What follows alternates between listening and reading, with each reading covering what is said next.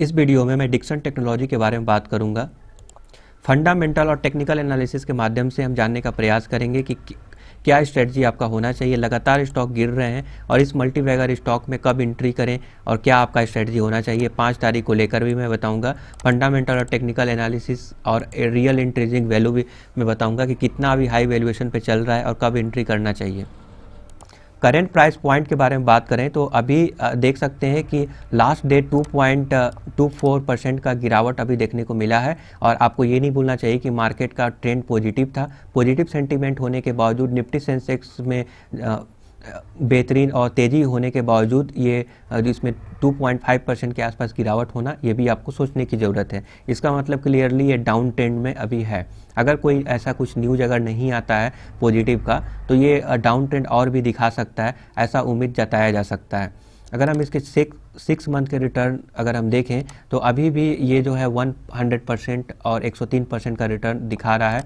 और अगर 1 ईयर में अगर हम देखें तो ज़बरदस्त रिटर्न यहाँ पे देखने को मिला और 423% का रिटर्न। और मैक्सिमम टोटल अभी तक के रिटर्न अगर हम बताएं 12 सितंबर 2017 से अब तक का रिटर्न 574% का रिटर्न दे चुका है। तो ये शानदार रिटर्न है, आप ऐसा बोल सकते हैं।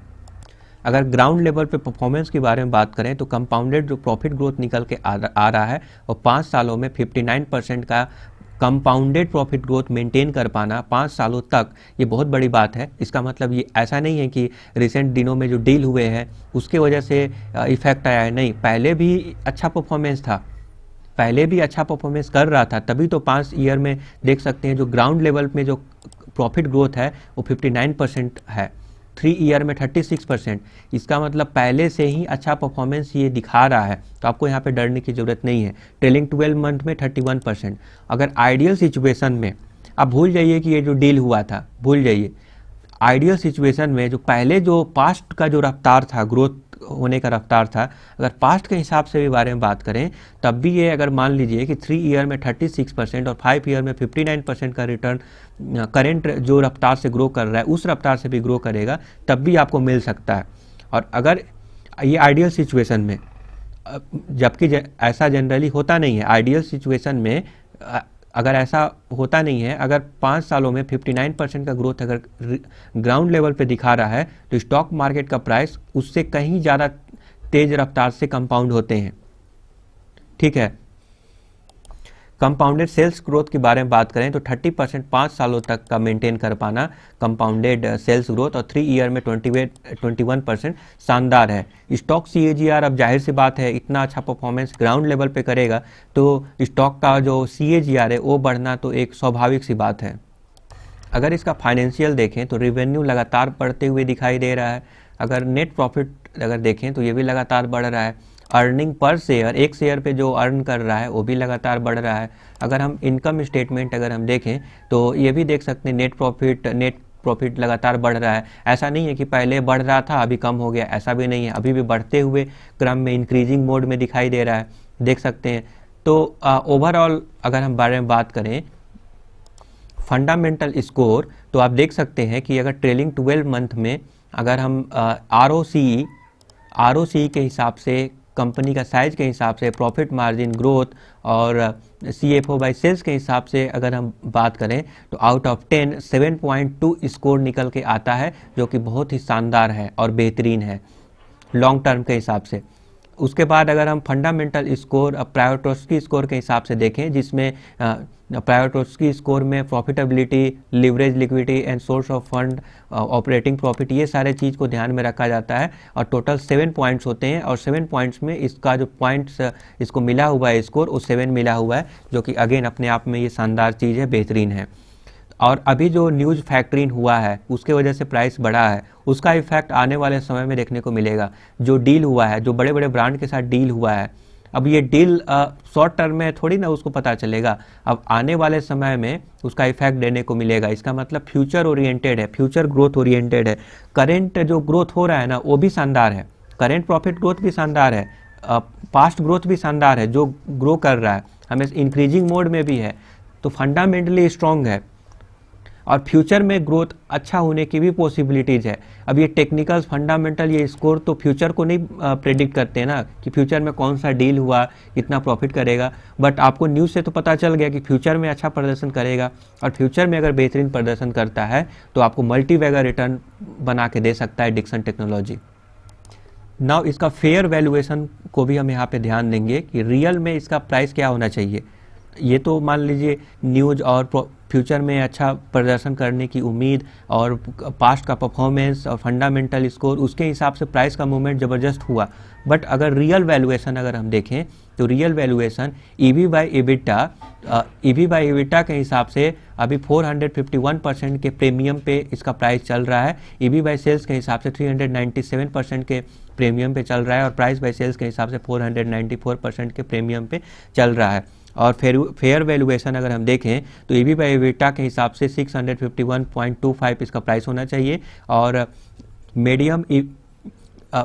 Median EV by sales model के हिसाब से 722.54 पैसा इसका प्राइस होना चाहिए, और median price by sales model के हिसाब से 604.77 इसका प्राइस होना चाहिए, इसका जो फेयर वैल्यूएशन है। अब बट अगर सारे का अगर हम मीडियन अगर निकालेंगे फेयर वैल्यूएशन का, तो डिक्सन का निकल के आ जाएगा 651 रुपीज़ 25 पैसा। इसका मतलब ये है कि करेंट जो प्राइस पॉइंट है आपको पता है कि 3500 के आसपास चल रहा है, तो अभी जो है हायर वैल्यूएशन पे चल रहा है। रियल वैल्यूएशन कितना होना चाहिए था, 651% होना चाहिए था।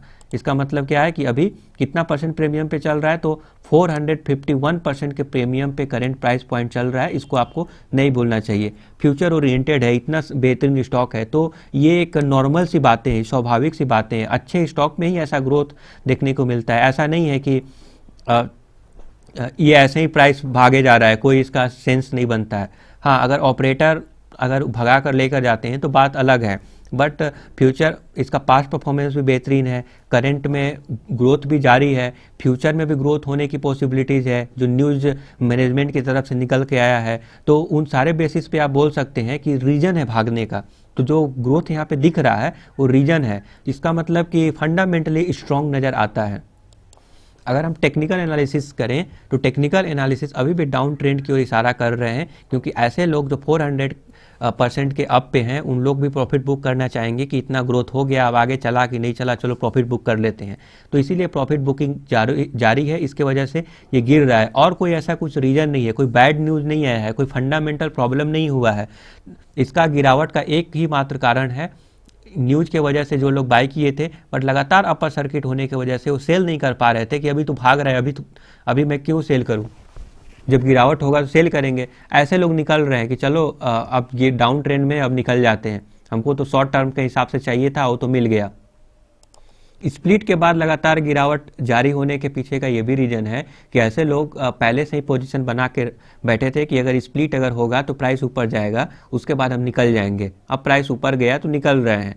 तो ऐसे लोग जो प्रॉफिट बुक कर रहे हैं, शॉर्ट टर्म वाले हैं, मोमेंटम ट्रेडिंग वाले हैं, अब इधर से निकल के उधर जाएंगे कहीं अदर स्टॉक में, तो वो सारे लोग निकल रहे हैं। तो इसमें आपको घबराने की ज़रूरत नहीं है। अगर हम इसका RSI वैल्यू देखें तो RSI वैल्यू 41 चल रहा है। इसका मतलब ये है कि करंट लेवल पे आप बाई करना चाहते हैं तो ये ओवरबॉट जोन में नहीं है, आप हायर पे बाई नहीं कर रहे हैं, यहाँ पर भी बाई कर सकते हैं फ्यूचर में लॉन्ग टर्म के प्रोस्पेक्टिव से। बट लॉन्ग टर्म के हिसाब से भी जितना डीप मिले उतना बेहतरीन होता है। MACD के हिसाब से अभी भी कोई भी अप ट्रेंड का इंडिकेशन अभी भी नहीं मिला है। मे भी अगर कोई पॉजिटिव अगर न्यूज आ गए और ऊपर जाने लगा फिर से तो बात अलग है, बट अभी ऊपर जाएगा ही करके ऐसा कोई इंडिकेशन टेक्निकल नहीं दे रहा है।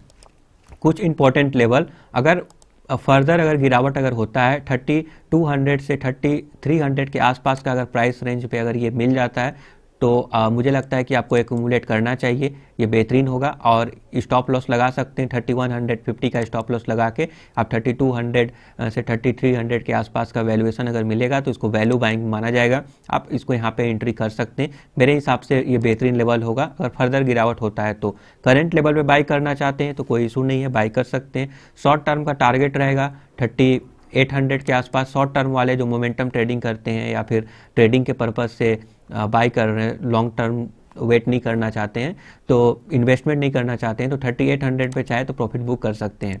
ऐसे लोग जो अप्स डाउन से परेशान हैं और उनको क्विकली शॉर्ट टर्म में रिजल्ट चाहिए, ताकि उनके पोर्टफोलियो में अगर प्लस अगर दिखेगा तो लॉन्ग टर्म के हिसाब से उनको एक मोटिवेशन मिलेगा और लॉन्ग टर्म में आसानी से होल्ड कर सकते हैं। तो गिरावट से घबरा न जाएं, उनके लिए अगर मैं बताऊं तो उनके लिए आप अभी वेट कर लें, क्योंकि ये अप्स डाउन से ये डांस करता रहेगा। और अगर ये ब्रेक करता है 3850 को, अगर इस प्राइस को अगर ब्रेक करेगा तो आप चाहें तो फिर से फ्रेश पोजीशन बना सकते हैं। तो हो सकता है इसको ब्रेक करने के बाद ऊपर की ओर ज़बरदस्त रैली देखने को मिले, तो आप चाहें तो इस ब्रेकआउट लेवल पे बाई कर सकते हैं। करंट लेवल पे बाई करेंगे तो कोई इशू नहीं है, वैल्यू बाइंग करेंगे तो और अच्छा है ये स्टॉप लॉस के साथ। तो जो ऊपर के लेवल पे बाई किए हुए हैं फंडामेंटली सुपर स्ट्रॉन्ग है, लॉन्ग टर्म के हिसाब से आपको होल्ड करना चाहिए। और करंट लेवल पे बाई करना चाहते हैं तो ये भी ओके है, बाई कर सकते हैं। एवरेज वगैरह करना चाहते हैं तो वैल्यू बाइंग लेवल जो मैं आपको बताया हूँ वहाँ पे बाई कर सकते हैं। और मोमेंटम ट्रेडिंग वालों के लिए प्रॉफिट यहाँ पे बुक कर सकते हैं करंट लेवल पे बाई करके या फिर वैल्यू लेवल पे बाइंग करके। आई होप कि आपको समझ में आ गया। Thank you for subscribing the channel.